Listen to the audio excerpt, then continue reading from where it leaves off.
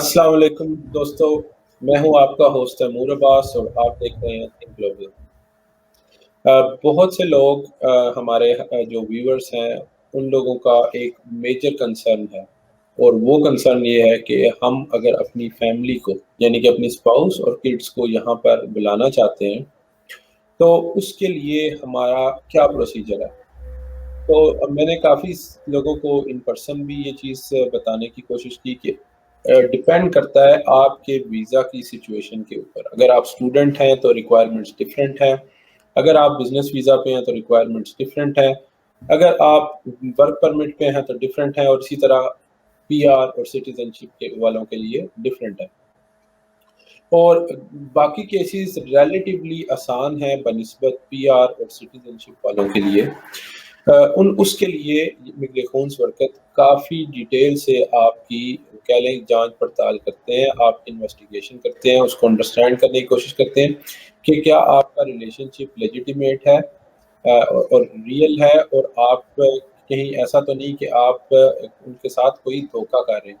تو وہ اس چیز کو میک شور کرنا چاہتے ہیں، اور اس چیز کو انشور کرنے کے لیے وہ ایک کافی ڈیٹیلڈ انٹرویو کنڈکٹ کرتے ہیں، جو بھی پرسن یہاں پر ہے مرد ہے یا عورت، اس کے اسپاؤس کے ساتھ جو کہ آپ کے اپنے ہوم کنٹری کے اندر ہے، جس کو آپ نے یہاں بلانا ہے۔ اب سوال یہ ہے کہ وہ انٹرویو کس طرح کا ہوتا ہے، کس طرح کے اس کے اندر سوالات کیے جاتے ہیں، کس ڈیٹیل میں آپ سے چیزیں پوچھی جاتی ہیں، وہ چیزیں آج کے پروگرام کے اندر ہم ڈسکس کریں گے۔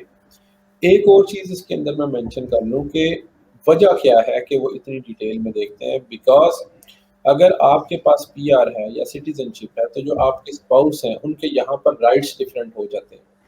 اگر وہ ان امپلائڈ ہیں تو اسٹیٹ کو ان کو لک آفٹر کرنا ہے، اور بہت شارٹ ٹائم کے بعد ان کو سٹیزن شپ بھی دینی ہے، تو وہ نہیں چاہیں گے کہ کسی غلط پرسن کو وہ یہ ساری فیسلٹیز دے دیں اپنی کسی ایک غلطی کی وجہ سے۔ تو ہم سلسلہ شروع کریں گے کہ وہ سوالات کیا ہیں، انٹرویو کے اندر ڈسکشن کیا ہے۔ تو اس سے پہلے میں آپ کو اگین ویلکم کروں گا فیصل طاہر کو، آپ کے جانے پہچانے دوست جو ہمارے ساتھ کافی ساری ایپیسوڈز میں آ چکے ہیں، اور آپ کی کافی ساری انہوں نے سوالوں کے جواب بھی دیے اور بہت اچھے طریقے سے رہنمائی کی۔ Welcome Faisal once again. بسم اللہ الرحمن الرحیم، السلام علیکم، تھینک یو، بہت شکریہ آپ نے انوائٹ کیا۔ جی، تو شروع کرتے ہیں ہم انٹرویو سے کہ ایک پرسن ہے جس کے اسپاؤس نے انٹرویو کے لیے جانا ہے، تو اس کے اندر جو مین سوال ہیں جو ہونے ہی ہونے ہیں وہ کون سے ہیں؟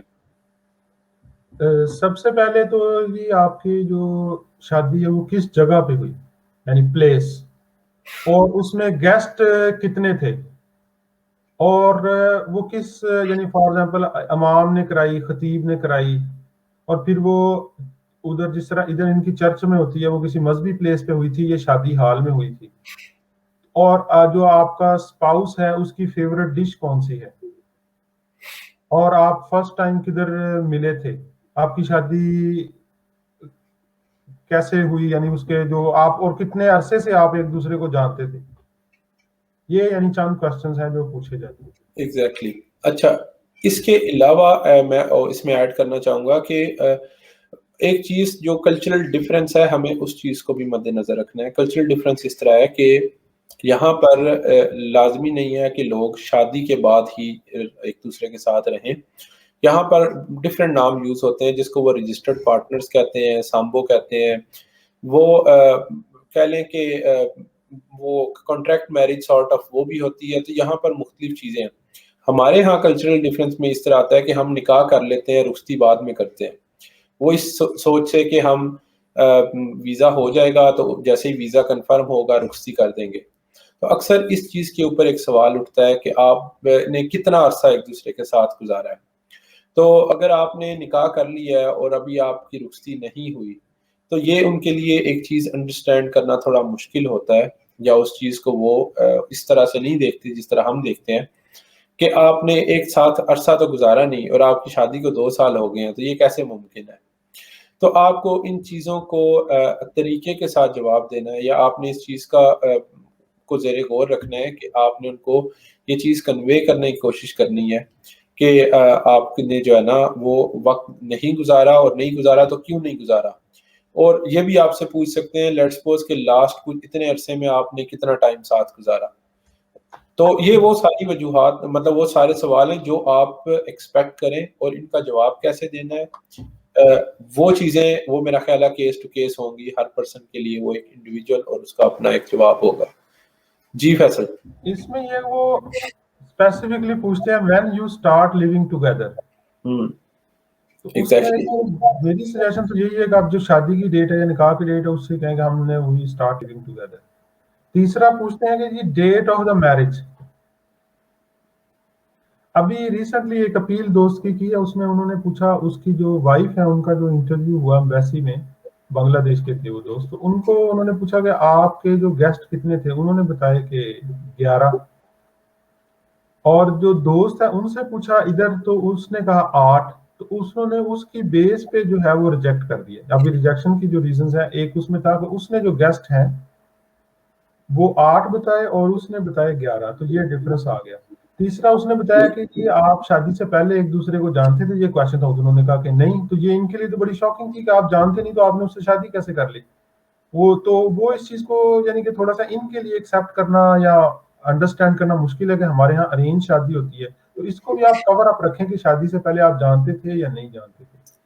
تیسرا پھر جب انہوں نے اپیل کی ہے تو اس میں پھر ان کی جو لائر تھی, یہ میٹر سیریس میٹر ہے, یہ ہم یا آپ یا جو بندہ اپلیکینٹ ہے وہ خود ڈیل نہیں کر سکتا, تو بیٹر ہے کہ آپ کسی پروفیشنل لائر کی خدمات حاصل کریں. تو ان کے جو امپلائر ہیں انہوں نے بڑے لائر تھا.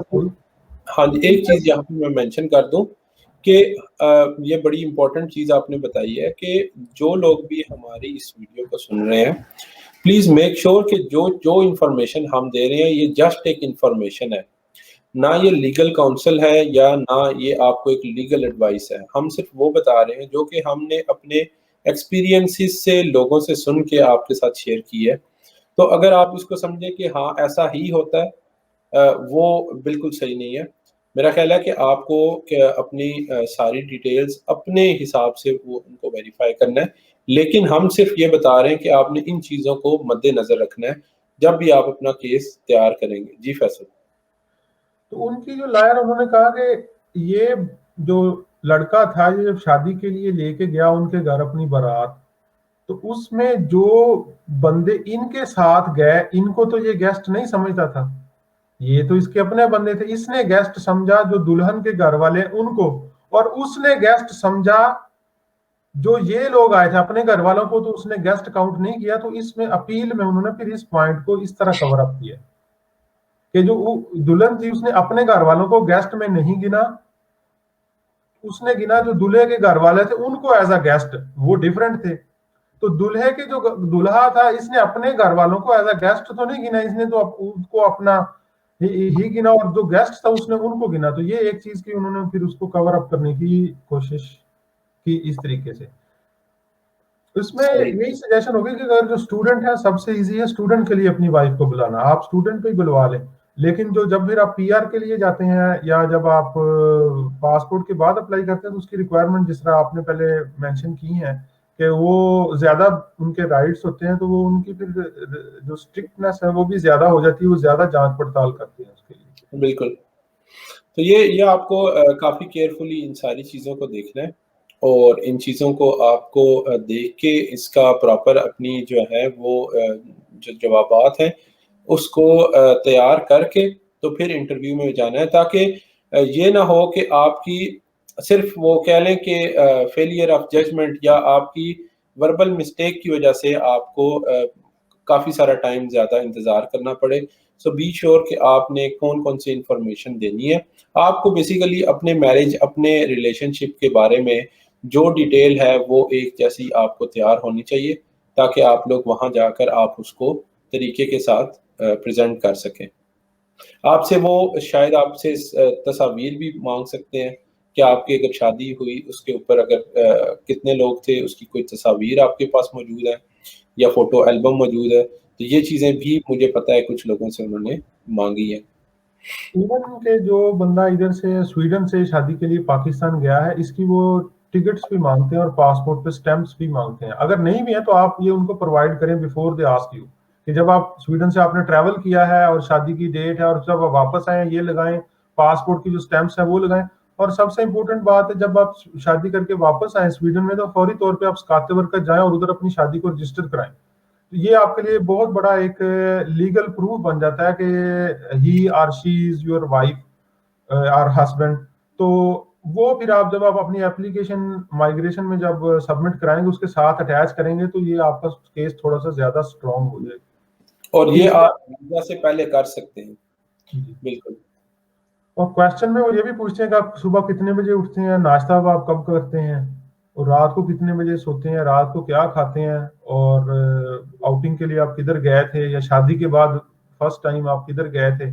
تو اور جو دلہا ہے اس کی مدر کا نام کیا ہے, اس کے بردر کا نام کیا ہے, سسٹر کا, یا اس کے فادر کا کیا نام ہے.